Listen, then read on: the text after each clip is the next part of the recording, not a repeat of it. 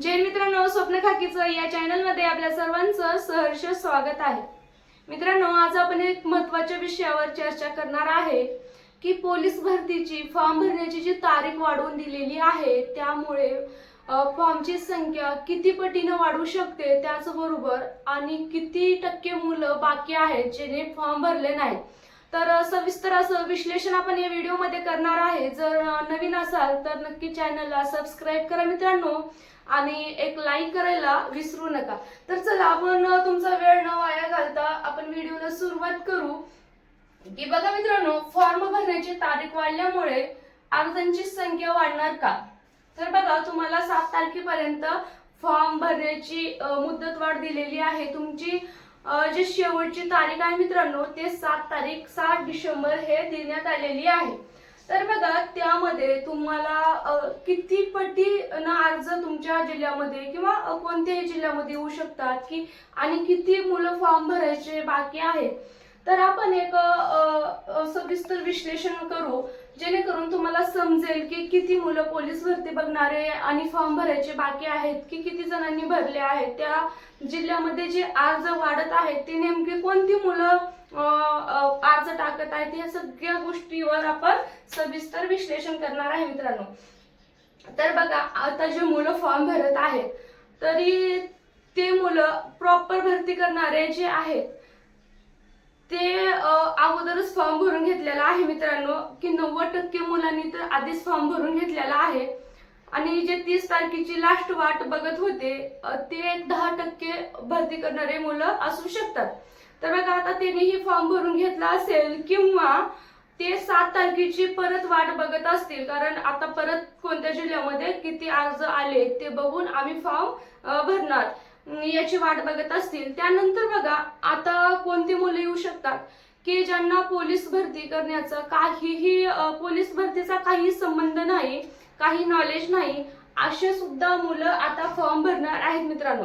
तर बघा, आता नेमके जर मुंबई सारख्या जिल्ह्यामध्ये फॉर्म वाढत आहेत, समजा 2.5 ते 3 लाखाचा आकडा मुंबईमध्ये येऊ शकतो। आता 2.5 ते 3 लाख येईल असं नाही, तर ह्याच्यामध्ये 10-5 हजार कमी पण येऊ शकतात आणि 10-5 हजार जास्ती सुद्धा येऊ शकतात। तर बघा, आपण एक आकडा पकडला मुंबई सारख्या जिल्ह्यामध्ये, आणि जर मुंबईमध्ये आता फॉर्म जर वाढत असतील तर हे नेमकी मुलं कोणती आहेत? आणि बघा मित्रांनो, आता जे बाहेरून येणार आहेत फॉर्म आणि अदर जिल्ह्यामध्ये, आता तुम्ही समजा की आपलं लातूर जिल्हा आहे किंवा पालघर जिल्हा आहे किंवा नांदेड जिल्हा आहे। आता ह्या जिल्ह्यामध्ये जर फॉर्म भरलेली मुलं आहेत आणि आता समजा मुंबई, पुणे, मीरा भाईंदर, पिंपरी चिंचवड कोणताही जिल्हा एक तुम्ही धरू शकता। आता समजा ह्या जिल्ह्यामध्ये फॉर्मची संख्या वाढत आहे, मग आता हे मुलं कोणते आहेत? जे मुलं फक्त आपण भरती करायचं त्यांना काहीच माहिती नाही, काही नॉलेज नाही, तसे 10% मुलं आता फॉर्म भरू शकतात, कारण आता पोलीस भरतीची तारीख वाढलेली आहे।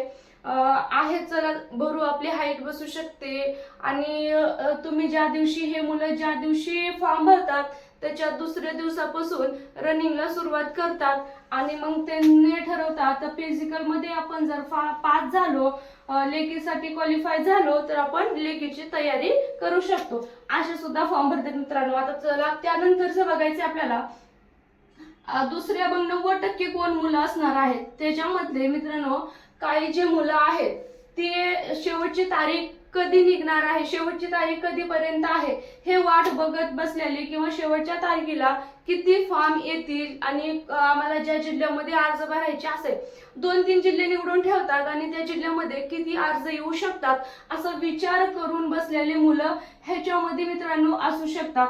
त्याचबरोबर दुसरे कोणती मुलं असणार ह्याच्यात?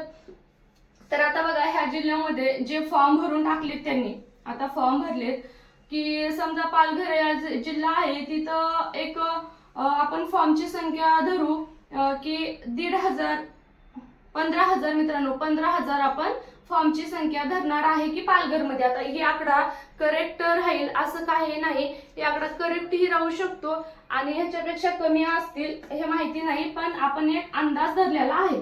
पालघरला एक 15,000 जागे आलेले आहेत आणि आपण नांदेडला धरू 12,000 जागा, 12,000 फॉर्म आहेत.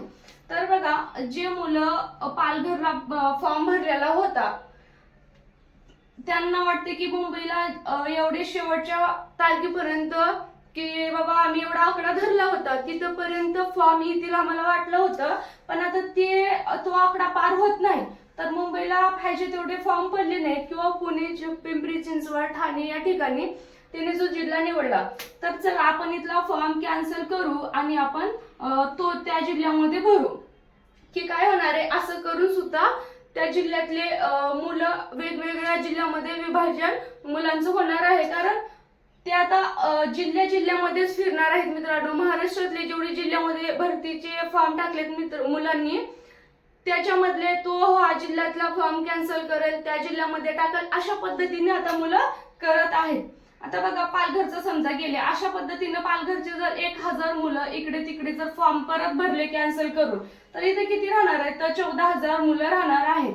तर समजा आणि एखादा जिल्हा आहे, तर त्या ठिकाणी समजा आपण नांदेडला 14,000 फॉर्म धरू, तर त्या मुलाला पालघरला भरायचं होतं, पण इथं 15 आले, इथं 14 आले. त्याला वाटलं की बाबा इथं 14 आहेत कमी, 1,000 इथं जास्त आहेत, तर आपण नांदेडला टाकलेला बरा. त्यावेळेस त्या मुलांना नांदेडला जरी टाकलं असेल, आता वाटत आहे की नांदेडला बी 14,000 आहेत आणि आपलं पालघरला बी 14 आहेत, मग आपण तिकडं जागा पण चांगल्या आहेत, आपल्या तिकडे तेवढ्याच जागा होत्या, तर चला आपण पालघरला परत टाकू, कारण इथं तिथं सेमच आहे. मग माझ्या कास्टसाठी इथं पण तेवढ्या जागा आहेत आणि तिथं पण तेवढ्या आहेत. 1,000 फॉर्म तर इथं कॅन्सल केलेले आहेत. मग आता काय करायचं, आपल्याला इकडं जायचं असेल तर हा मुलगा काय करणार, कॅन्सल करून परत पालघरला जाऊ शकतो, किंवा तो परत मुंबई सारख्या जिल्ह्याला येऊ शकतो, किंवा पुण्यासारख्या, असं मुलं जिल्हा आता मध्ये बदलणारे सुद्धा आहेत मित्रांनो. तर बघा, आणि ते शेवटला किती जागा आले ते भरून म्हणून सुद्धा भरणार आहेत. आता त्याचबरोबर बघा, जो फॉर्मची संख्या आहे, जे मुलं पेमेंट झालेले नाही मित्रांनो, पेमेंट झालेले नाही, जिथं फॉर्म भरलाय, समजा एका जिल्ह्यामध्ये 50,000 इतके फॉर्म आलेले आहेत आणि त्या जिल्ह्यामध्ये पेमेंट 10,000, 5,000 मुलांचं समजा, किंवा 10,000 मुलांचं पेमेंट झालेलं नाही मित्रांनो, 10,000 मुलांचं पेमेंट झालेलं नाही, तर हे सगळे जे 10,000 मुलं आहेत हे पेमेंट करतील असंच नाही.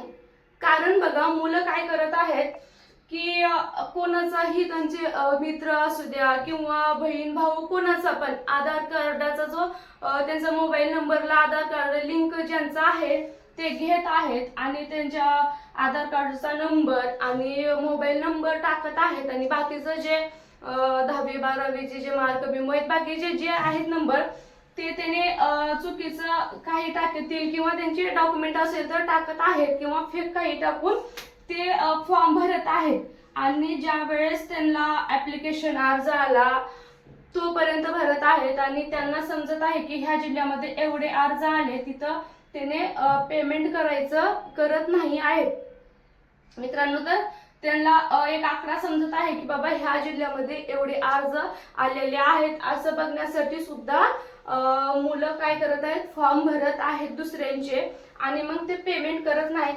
तर ह्याच्यामधले ह्या 10,000 मधले 50% मुलं असे करणारे आहेत. तर मग हे 10,000 पेमेंट करतील असेच नाही मित्रांनो, तर 10 मधले अर्धे पेमेंट करतील जे भरती बघणारे आहेत आणि त्याने खराच रिअल मध्ये फॉर्म भरलेला आहे, आणि हे 50% जे मुलं आहेत ते फक्त त्या जिल्ह्यामध्ये किती फॉर्म आलेले आहेत हे बघण्यासाठी इथे फॉर्म भरलेला आहे. तर अशा पद्धतीने जे फॉर्मची संख्या आहे ते वाढत चाललेली आहे, किंवा काही जिल्ह्याची कमी होत चाललेली आहे. एका जिल्ह्याला समजा 10,000 जर फॉर्मची संख्या आलेली आहे, तर ते परत जर दुसऱ्या जिल्ह्यामध्ये गेले निघून, तर तिथं असं होणार आहे की तिथं जर कोणी फॉर्म भरलं नसेल तर त्या जिल्ह्याची संख्या कमी पण होणार आहे. आणि ज्या जिल्ह्यामध्ये कमी जर फॉर्म आलेत, म्हणून तुम्ही समजा ह्या जिल्ह्यामध्ये इथं 11,000च फॉर्म आले, तुम्ही असं समजला, आणि फॉर्म भरलेला असेल तर ह्या जिल्ह्याची संख्या वाढूही शकणार आहे मित्रांनो.